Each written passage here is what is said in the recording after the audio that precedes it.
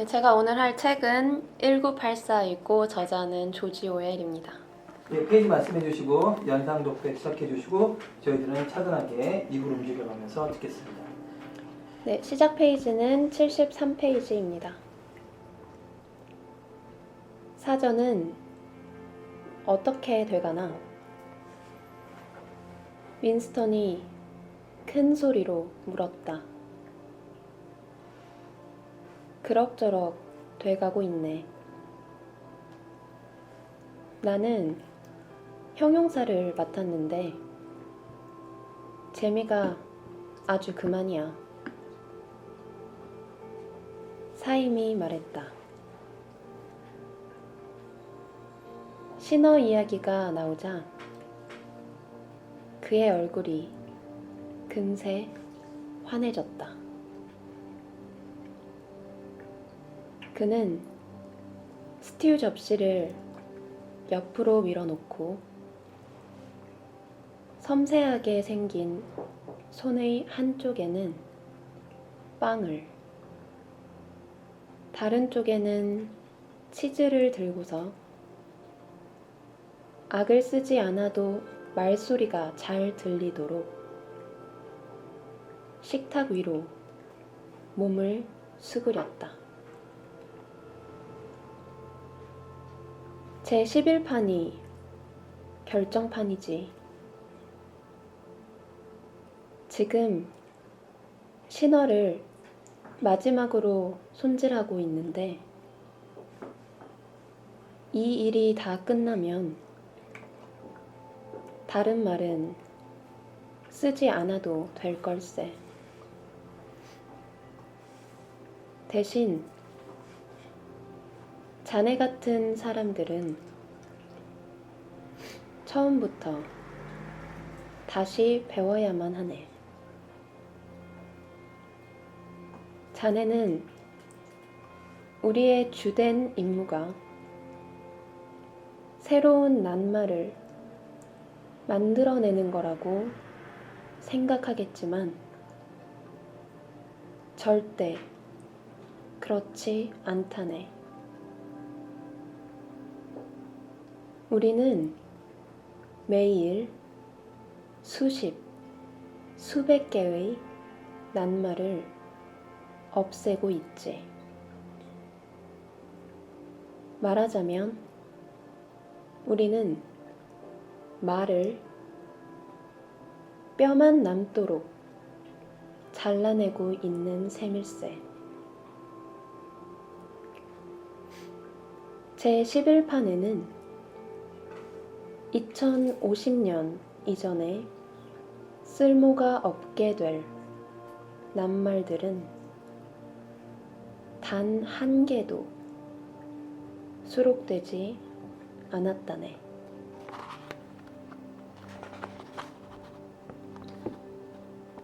사임은 허기진 듯 빵을 덥석 베어물고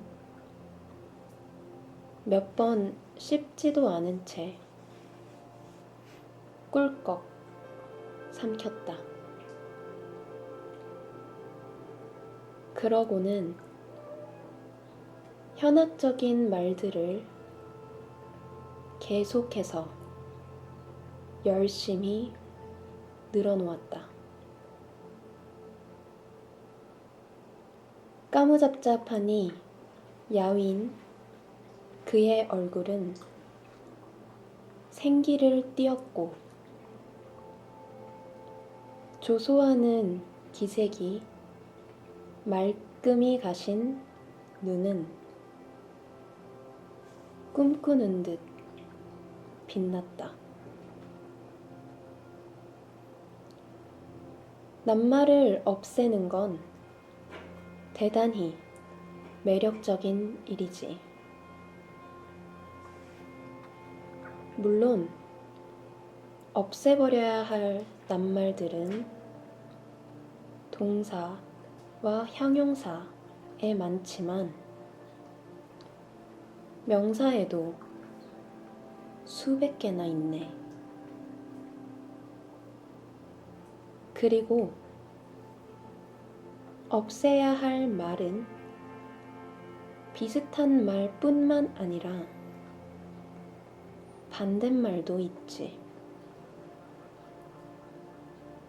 도대체 한 낱말이 단순히 다른 낱말의 반대만을 뜻한다면 굳이 있어야 할 필요가 뭐 있겠나? 한 낱말에는 이미 그 자체 내에 반대로 말할 수 있는 요소가 포함되어 있네. 그래서 좋다 라는 낱말을 예로 든다면 그 반대말을 안 좋다 라고 하면 되지. 철자도 생판 다른 나쁘다 는 말이 뭐 때문에 따로 필요하겠나? 안 좋다 란 말이면 충분하네. 모양은 비슷하지만 오히려 이게 다른 말보다 더 정확한 반대말이지. 좋다는 말의 뜻을 더욱 강조하고 싶을 때도 마찬가지네. 탁월하다 느니 훌륭하다 는 따위의 말들이 수두룩하게 있다 한들 무슨 소용이 있겠는가? 더 좋다 라는 말이면 충분하고 이걸 더욱 강조하고 싶으면 더욱더 좋다 라고 하면 될 것이네. 물론 이런 형태의 낱말들이 이미 사용되고는 있지만 신어사전의 결정판에는 좋다 란 말 한마디만 남을 걸세. 그러니까 좋고 나쁘다는 개념은 6개의 낱말로 나누어지지만 실제로는 단 한 낱말로도 충분하다는 얘기지. 어때? 멋지지 않나, 윈스턴? 물론 이건 애당초 BB의 아이디어였다네. 사임은 뒤늦게 생각난 듯 빅브라더의 이야기를 덧붙였다. 그러자 윈스턴의 얼굴에 맥 빠진 듯한 표정이 스쳤다. 윈스턴, 자네는 신어의 진가를 인정하지 않는군. 자네는 신어를 만든 목적이 사고의 폭을 좁히는 데 있다는 걸 모르나? 결국 우리는 사상죄를 범하는 것도 철저히 불가능하게 만들 걸세. 그건 사상에 관련된 말 자체를 없애버리면 되니까 간단하네. 앞으로 필요한 모든 개념은 정확히 한 낱말로 표현될 것이고, 그 뜻은 엄격하게 제한되며 다른 보조적인 뜻은 제거되어 잊혀지게 될 걸세.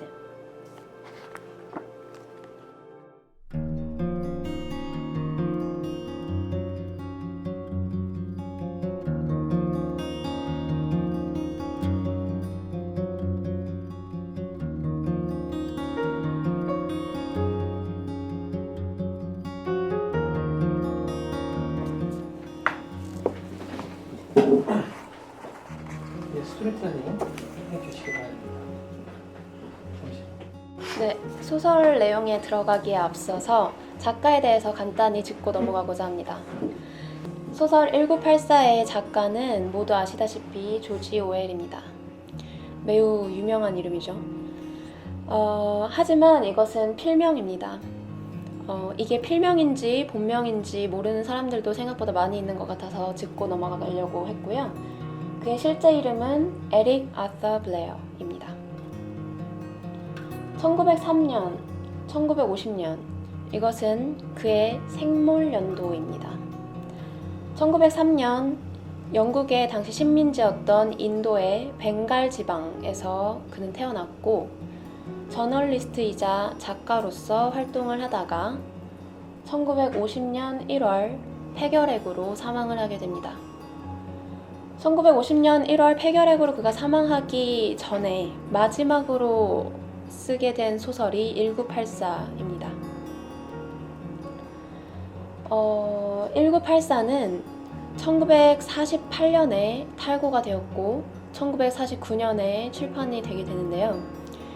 이 책의 제목이 1984가 되게 된 이유가 탈고를 했던 시점인 1948년의 뒷자리 2개를 바꿨기 때문입니다. 그렇다면 그는 반공주의자일까요? 그의 또 다른 유명한 소설인 동물농장이 있습니다. 동물농장의 첫 외국어 번역판은 한국어판이었습니다. 당시 미국의 자유주의 진영과 소련의 공산주의 진영이 한반도에서 굉장히 첨예하게 대립을 하고 있었는데요. 그러한 첨예한 대립의 위기의식을 느낀 미국이 조지 오웰의 동물농장을 한국어로 번역을 해서 배포를 하게 됩니다. 이렇게 도입이 된 과정이 있기 때문에 조지 오웰을 반공주의자라고 생각하는 분들도 많이 계십니다. 하지만 그는 오히려 반공주의자가 아니라 민주적 사회주의자입니다. 그는 공산주의나 아니면 사회주의 이런 것들을 비판하기 위해서 동물농장이나 1984를 쓴 게 아니고 전체주의를 비판하고 경고하기 위해서 소설을 쓴 것입니다. 소설 1984 속 세계의 모습입니다. 소설 1984 속 세계는 다음과 같이 3개의 덩어리로 나눠져 있는데요.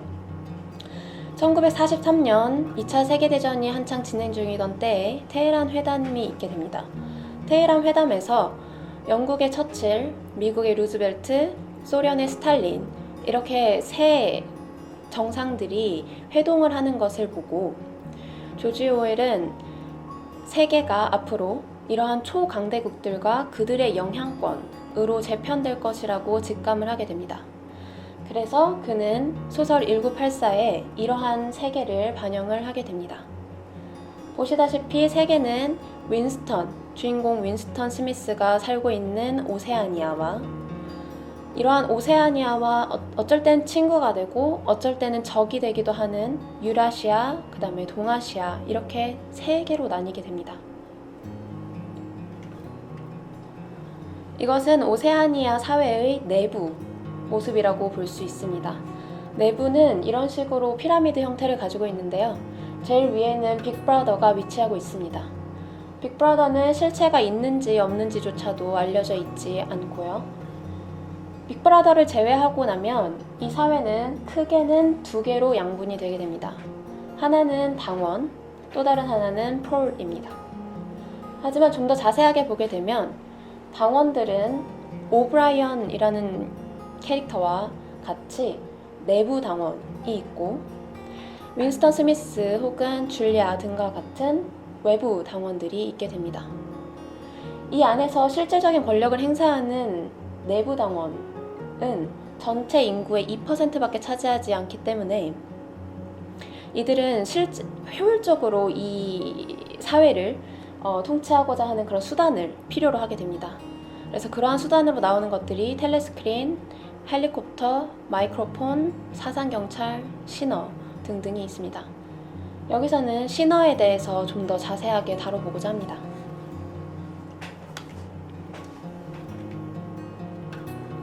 방금 말씀드렸다시피 신어는 통치 수단 중 하나입니다. 신어, 그리고 영어로는 뉴스피크라고 하는 것인데 이거는 말 그대로 새로운 말을 의미합니다. 그런데 통치를 하는 데 있어서 왜 굳이 새로운 말이 필요했을까요?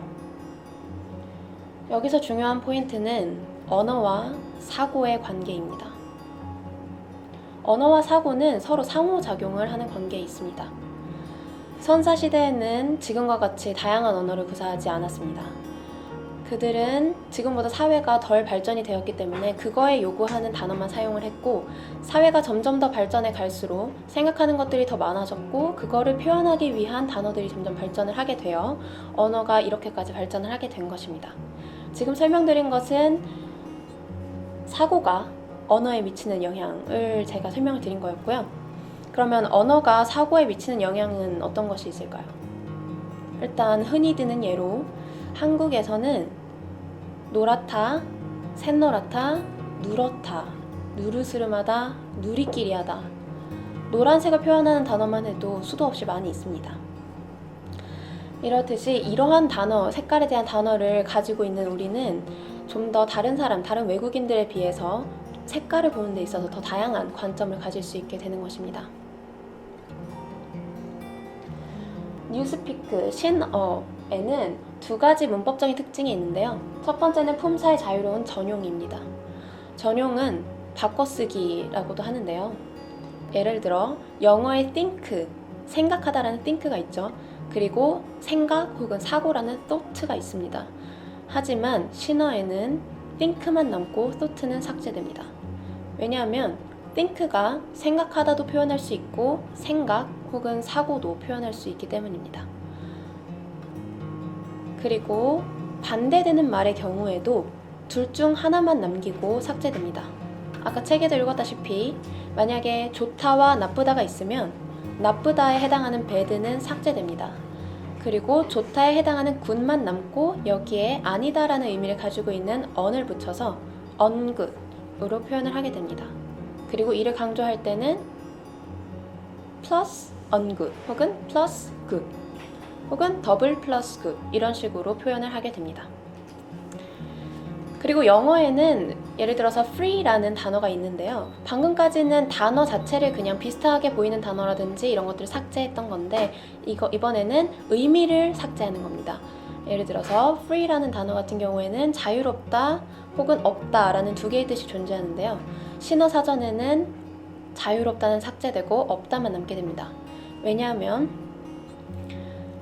자유롭다라는 생각은 이 영국 사회주의 사상이 있는 이 사회에서는 생각을 할 필요가 없는 것이기 때문입니다.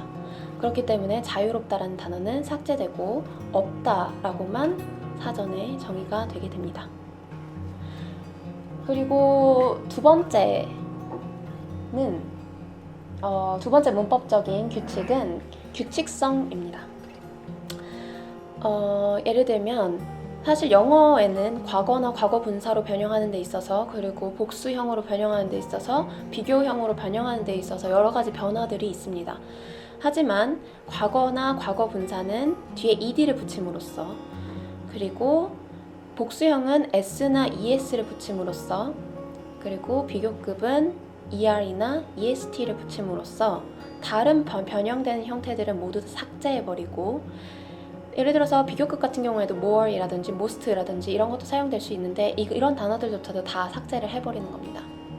그렇게 해서 단어를 삭제하고 단어가 가진 의미를 단 하나로만 좁혀서 만들고 함으로써 신어사전을 편찬하는 이 정책은 단어를 계속해서 줄여가는 작업을 하는 것입니다. 이렇게 단어의 폭과 단어의 개념의 폭 자체가 줄어들면서 그들은 사람들의 사고를 줄이고 비판적으로 사고를 할 수 없게 만드는 것입니다.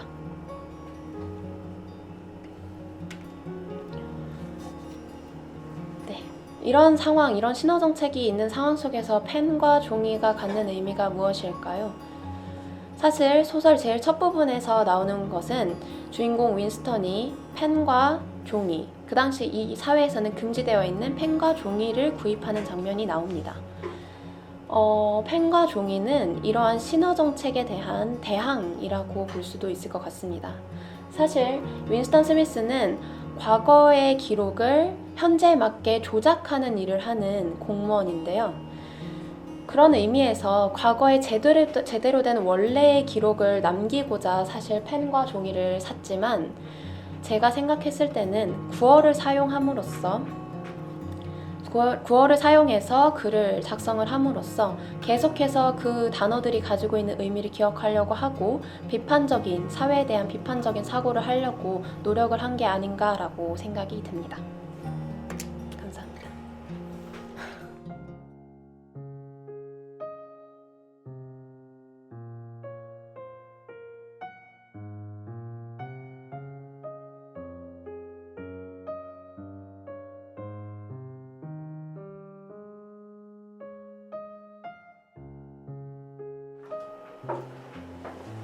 십 분 동안 추가 질문 할 수 있습니다만 불 다 켜주시고요. 잠시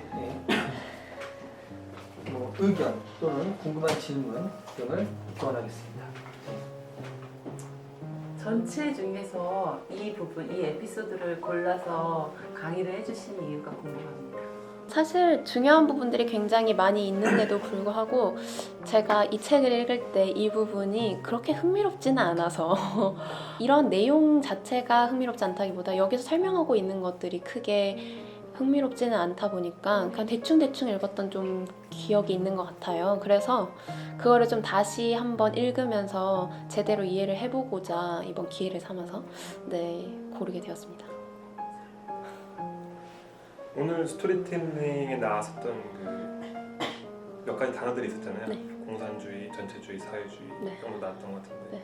그 세 가지의 핵심 개념을 좀 말씀해 주실 수 있나요? 조지 오웰이 민주적 사회주의자라고 했었는데요. 민주적 사회주의자는 지금 현재에도 존재를 합니다. 예를 들어서 영국의 노동당, 우리가 잘 알고 있는 제레미 코빈 같은 인물이 민주적 사회주의자라고 할 수 있고, 한국에서는 정의당이 그쪽을 표방하고 있다라고 생각을 하시면 됩니다. 민주적 사회주의자들은 민주주의의 그런 핵심적인 가치들이라고 할 수 있는 자유라든지 평등, 그 다음에 이런 협동, 이런 것들의 개념들이 자본주의랑 굉장히 양립할 수 없다라고 보는 입장을 가지고 있습니다. 그래서 이러한 자본주의를 사회주의로 바꿔야 된다라고 주장을 하면서 그렇게 해야만 민주주의와 사회주의가 이게 잘 공존을 할 수 있다라고 생각은 하는 사람들인 거고요. 사회주의는 말 그대로 이제 협동 경제를 통해서 사회를 중시를 하는 거라고 그렇게 말하는 모든 사상들을 사실상 통칭하는 거라고 볼 수 있습니다. 공산주의 같은 경우에는 대표적인 말이 필요에 따라 분배받고 능력에 따라 일한다입니다. 그래서 공동체주의를 굉장히 강조하긴 하는데 일단 제일 문제로 삼고 있는 게 자본주의의 문제에서 생산수단의 사유화, 가장 문제가 된다라고 생각을 합니다. 그래서 생산 수단의 사유화를 없애고 그거를 국가라든지 이렇게 사회, 공동체가 그것을 가지고 그거를 잘 효율적으로 분배를 해야 된다라는 입장에서 공산주의인 거고요. 전체주의는 좀 대표적으로 말할 수 있는 거는 파시즘이라든지 나치즘 같은 것들이 있을 수 있어요. 그래서 전체를 중시하기 때문에 전체와 국가 이런 것들을 중시하기 때문에 개인은 굉장히 무시가 됩니다. 그래서 개인 하나 사라지는 것쯤은 전혀 개의치 않고 그렇기 때문에 개인은 국가나 이러한 전체가 발전하기 위한 하나의 도구에 불과하다라고 생각을 하는 그런 사상이 전체주의인 것입니다. 이런 전체주의는 극우에서도 나타나고 극좌에서도 나타나기 때문에 극우와 극좌가 만나는 공통분모라고 할 수 있습니다. 유라시아는 전체주의입니까? 아니면 공산주의도 조금 들어간다고 생각하십니까? 이 소설 속에서의 유라시아요? 제 생각에는 전체주의 사회를 표방하고 있다라고 생각합니다. 여기 있는 오세아니아와 유라시아, 동아시아 모두 전체주의를 표방을 하고 있고 그러한 자기네들의 내부 체제를 지탱하기 위해서 국경 지역에서만 소규모 분쟁을 할 뿐 그거를 굉장히 키워서 이제 선전을 하고 선동을 할 뿐 그들 서로의 관계는 사실상 그렇게 나쁘다고 생각되진 않습니다.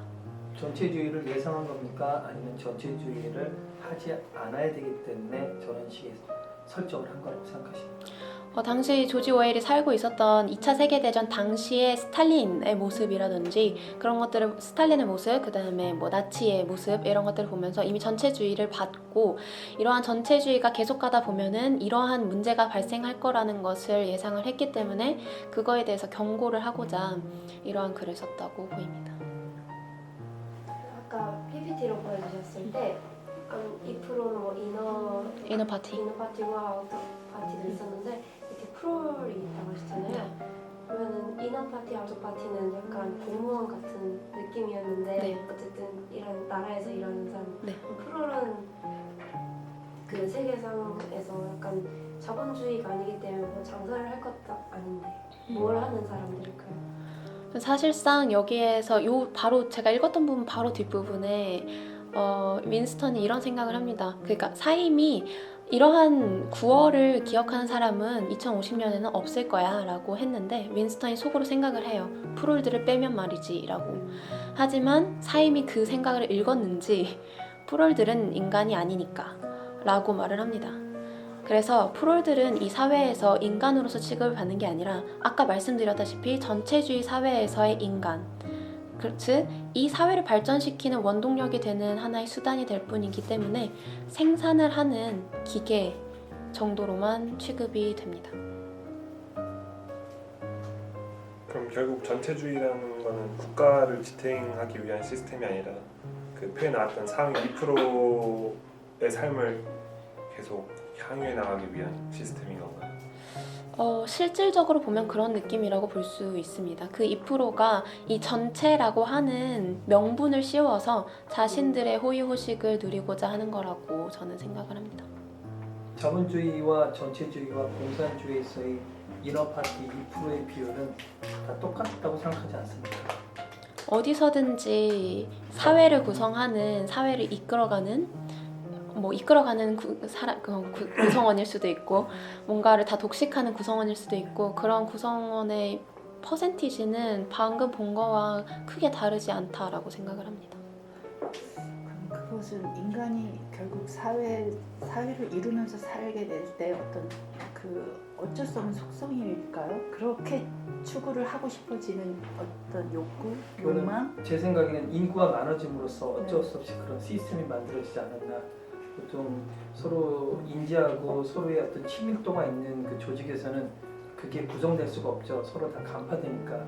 하지만 이제 내가 보지 못하는 사람이 존재하면서 나의 노동력의 잉여물을 가지고 살 수 있는 사람들이 바로 그 2~3%의 그 사제 계급이라든지 로얄 계급이거든요. 그러니까 우리가 일하는 걸 가지고 그들은 신화와 권위와 압제와 포스, 힘을 위해서 쓰고 있는 그 3%는 농경 시대부터 나왔다고 저는 생각합니다. 그래서 사임이 그렇게 신어에 대한 지금 굉장히 그 자신감과 네. 어떤 흥미까지 그 작업에 굉장히 매료돼서 작업하면서 네. 그 신어의 효과에 대해서도 막 이렇게 자랑을 했지만 네. 결국 사임도 사라지게 되는 걸로 아는데요. 네, 맞아요.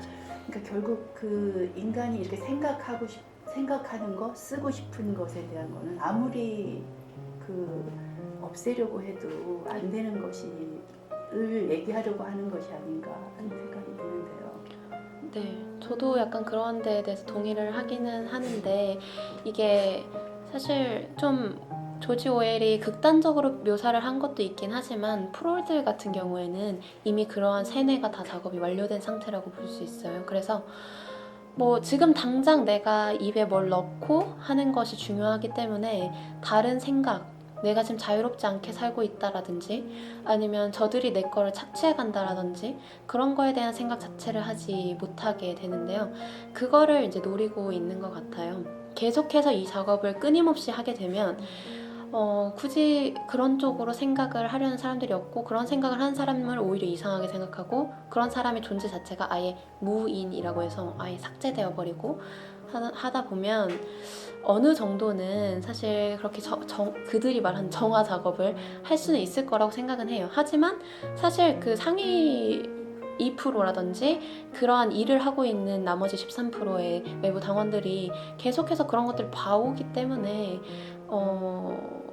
그러한 생각을 하는 사람들이 어느 정도는 유지가 될 거라고 생각을 해요. 하지만 누군가로 계속해서 대체돼 갈 뿐 그들은 없어지고 대체되고 이렇게 될 것 같습니다. 색출하고 상위 2%의 교육은 어떻게 할 것 같습니까? 그들은 신화사전을 쓰지 않을 것 같은데 그들 내부적으로 교육을 통해서 그들의 상상력과 통치력을 유지하기 위한 지적인 힘은 어떻게 길러질 것 같습니까? 사실 약간 예전에 조선시대에 한글을 창제했음에도 불구하고 양반들이 한문을 계속해서 고집해서 사용을 했잖아요. 하지만 그 양반들이 한글을 모르는 건 아니었거든요. 그렇기 때문에 통치 수단으로서 그들이 모르는 말을 난 알고 있다라는 우월감을 가지기 위해서 계속해서 구어는 자기네들이 사용하는 말로 사용을 하고 선전을 하거나 선동을 하는 데 있어서 아니면 이제 대외적으로 하는 데 있어서는 신어를 사용함으로써 계속해서 통치를 하려고 할 것 같습니다. 그 사용을 유지하고 확장시키고 기피를 하기 위해서는 그 상위 2% 네. 인어 파티 내부의 그 젊은이들과 어린 친구들은 어떻게 교육을 할 것 같습니까? 일단 분리된 공간에서 교육을 할 것 같고요. 어떤 교육이 이루어질 것 같습니까? 인어 파티의 수장이라 그러면 글쎄요, 근데 많은 생각의 다양함과 그런 어차피 이 사회를 계속해서 끌고 나가려면 계속해서 어떤 혁신적인 생각은 해야 된다고 생각을 해요. 그래서 그런 것들을 위해서 기존에 계속 고전으로 인정받아왔던 아니면은 뭐 좋은 책으로 인정받아왔던 아니면은 뭐 기술적으로 참고가 될 만한 인문서들이라든지 이런 것들을 끊임없이 계속해서 교육을 할 것 같긴 하지만 그들이 그 안에서 다른 생각을 하면 안 되기 때문에 또 그 자체적인 사상 교육을 끊임없이 그냥 할 것 같습니다. 하지만 최고 통치자들은 적도 알아야 되고 자본주의라든지 예전에 있었던 모든 정치 경제 시스템을 이해해야 내가 갖고 있는 정치 경제 시스템의 오류를 수정할 수 있지 않습니까? 네. 그러니까 최고 통치자들은 예를 들면 북한의 김정은도 영어를 배우고 스위스에서 국제학교를 다녔듯이 모든 적에 아니면 나쁘다고 생각하는 것도 좋고 배워야 되지 않을까요? 네, 그렇죠. 그러니까 배우긴 하되 그것도 굉장히 극소수의 일일 거라고 생각이 드는 거죠. 그러니까 2% 안에서도 네. 극소수. 교육의 소스를 지금 인문 고전으로 보시는군요.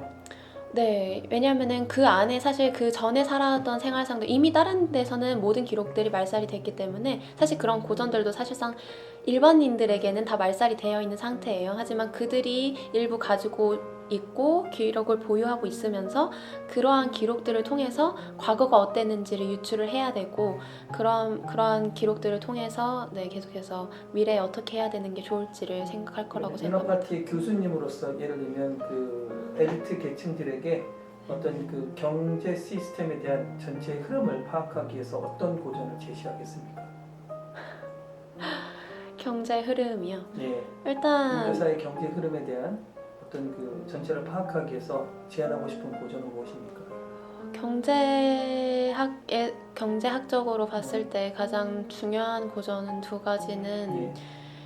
아담 스미스의 국부론과 그다음에 마르크스의 공산당 선언이라고 생각을 합니다. 예. 그래서 두 개를 같이 준비를 해서 사실 공산당 선언은 자본주의 앞에서 완성된 국부론에서 완성된 자본주의가 그 이후에 어떻게 될 것인가에 대한 논의이기 때문에 그거 두 개를 제안을 해서 공부를 하게 할 것 같습니다. 전체주의로 실행하고 있는 유라시아에서 엘리트 자녀들을 위한 정치학 서적은 무엇을 제시하고 있습니까? 정치학 가장 서적이요? 민감할 수 있잖아요. 예, 민감할 수 있잖아요. 그렇죠. 정치학 서적. 지금 읽고 계신 군주론도 추천하시겠습니까? 군주론이요? 예. 네, 군주론도 추천할 것 같습니다. 유토피아는 어떻습니까? 유토피아요? 예. 유토피아도 사실 전체주의잖아요. 네, 예. 전체주의, 공산주의의 그 전형이기 때문에 사실 네, 유토피아라든지 아니면 플라톤의 국가라든지 예. 네, 그런 것들을 다 추천할 수 있을 것 같습니다.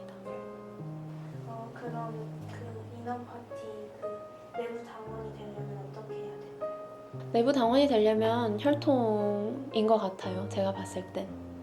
뭐 외부 당원 같은 경우에는 어느 정도 그런 당에 대한 충성도라든지 그런 걸 통해서 일부 유입이 북한에서 그렇게 하듯이 어느 정도 일부 외부 유입은 있을 수 있을 거라고 생각은 하는데 내부 당원은 사실상 그들만의 그 체제를 유지해야 되기 때문에 웬만하면 혈통에 의한 게 아닐까라고 생각을 합니다. 그 조지 오웰의 1984가 사실 사회의 모습을 잘 묘사하고 있다는 칭찬을 받고 있잖아요. 그렇다면 신화 작업이라는 게 과연 우리 현실 사회에서 어떤 모습으로 좀 대응될 만한 게 있을까요? 실제로 이 신화를 조지 오웰이 생각해냈던 것 자체도 실제 그 당시에 신화라는 게 존재했기 때문인데요. 예를 들어서 국제공산당이라고 하는 표현, 인터내셔널 커뮤니즘이라고 하면 그들이 생각하는 거는 굉장히 다양한 이미지들이 있었던 거예요.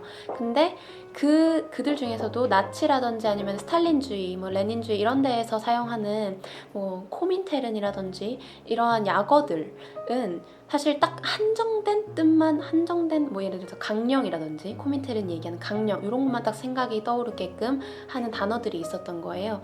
그래서 그가 그것을 보고 이런 식으로 어떤 한 단어 들었을 때 여러 가지가 연상이 되는 것이 아니라 이 단어 들었을 때 요거 하나하면 딱 대응이 되는 식의 이런 식의 약어들 뭐 신어들이 계속해서 생기게 된다면 내가 생각하는 것도 그만큼 폭이 줄어들겠구나 라는 생각을 한 거고 지금 사실 뭐 한국에서도 줄임말 같은 거 많이 쓰잖아요. 그런 것도 한 번쯤은 좀 생각을 해보는 게 좋을 것 같다라는 생각도 들어요. 그래서 예를 들어서 뭐가 있을까요? 뭐 많은 것들이 있겠죠.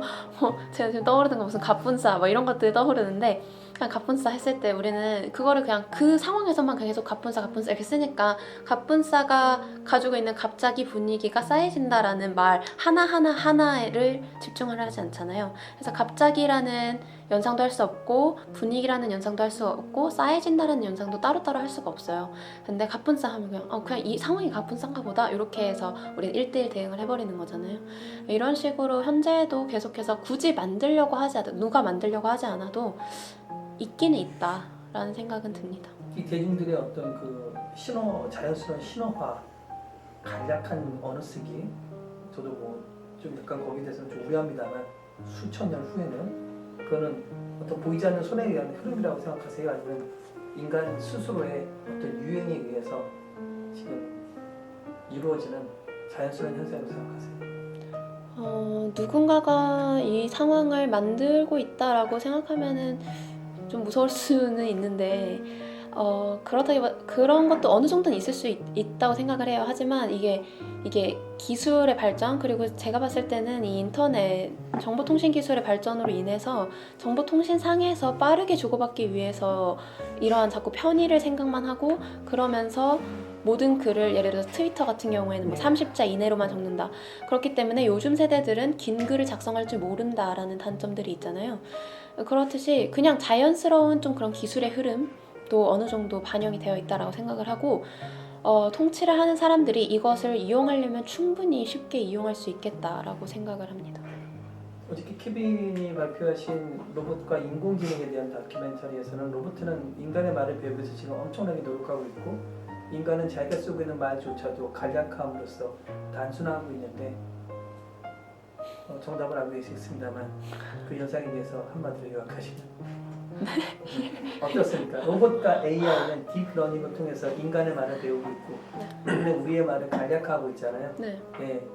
그렇기 때문에 저는 이러한 지금 이렇게 계속 발전하는 로봇이 뭐 계속 나오고 AI가 등장하는 이런 시대에는 정말 비판적으로 사고를 하기 위해서 여러 가지 연상을 하고 그러한 노력을 하는 집단이 리딩 그룹이 될 수밖에 없다라고 생각을 합니다. 왜냐하면 그 모든 것들을 다 꿰뚫고 있을 수 있으니까.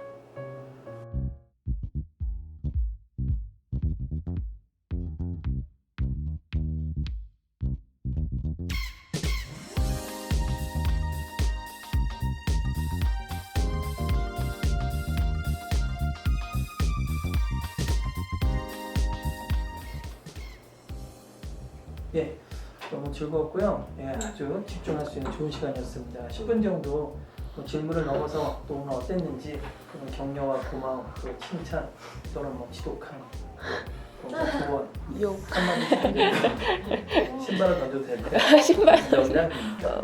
우선 누가 먼저 한번 이런 좋은 컨텐츠를 우리가 받았는데 한번 강렬로 코멘트해 주시겠습니까? 우선 준비 너무 언니 철저하게 이렇게 PPT까지 해서 오셔가지고 제가 되게 듣고 진짜 강의 듣는 느낌으로 들었어요. 이게 정말 딱 1984 내용을 가지고 말한 게 아니라 그 당시의 사회상, 뭐 작가 이러면서 꿀꿀이도 조금씩 어쨌든 질문이었지만 이렇게 한 번씩 해주고 가지고 좋은 공부하셔서 감사합니다. 감사합니다. 스테파네께서도 그 연상 독백이 오늘 참 좋았던 것 같아요. 아 그래요? 뭐 연상을 어떻게 하시는지는 그 전에는 좀 약간 애매했던 느낌이 있었어요. 사실 들었을 때 뭔가 좀 빠른 것 같기도 하고. 워낙 그렇게 명확하시잖아. 네. 근데 이제 하시죠. 오늘은 좀 표현 아닌가? 좋게 봅니다. 오늘은 정말 그 활자리 읽는 그 데이터 수집의 창을 넘어서 청중들까지 끌어들일 수 있었던 연상 독백이었던 점이 그 점이 가장 인상 깊었습니다. 그 다음에 철두철미한 그런 조사, 정보, 네, 그리고 그거를 전달하는 능력도 네. 뛰어났던 것 같습니다. 네. 브라이언이 질문한 뭐 이너 파티클 막 이런 것들에 대한 대응도 네. 책 그 어떤 책일 것인가 이런 것까지 상상하면서 읽게 될 줄은 몰랐거든요. 대단히 흥미로운 상상을 하게 됐습니다. 펀치를 안 했는데 잘 맞더라고요. 저도 좀 당황했어요. 또 두서없이 얘기해 주십시오. 또 저희께 그냥 오늘 발표가 그냥 A+ 학점 받는 학생의 발표였던 것 같은데 당신이 너무 좋습니까? 어쨌든 맥시멈이잖아요. 플러스 그만큼의 뜻을 발표를 보여줬다는 거. 오늘 강의를 위해서 몇 시간이나 준비하셨는지 정말 궁금하고 다음에 또 할 때 굉장히 부담으로 다가왔어요. 그래서 정말 그냥 준비하면 안 되겠구나 그런 생각이 들었어요. 얼마나 준비하셨나요? 감사합니다. 저요? 그냥 계속 생각을 어디 할지 계속 생각을 하면서 조지 오웰의 생애나 아니면 1984 작품에 대한 그런 자료들 좀 읽어보다가 갑자기 신호로 해야겠다를 잡고 어제 그제 계속 좀씩 계속 했던 것 같아요. 못 들으신 그게 느껴져요. 아니, 다른 멤버들이 하는 것들을 보니까 네, 저는 케빈 것도 봤었고 캐시 것도 봤었거든요. 그래서 그 하는 걸 보니까 진짜 내가 어설프게 준비해서 안 되겠다. 심지어 나는 한국어로 하는데 그래서 더 좀 집중을 해야겠다고 생각을 했어요.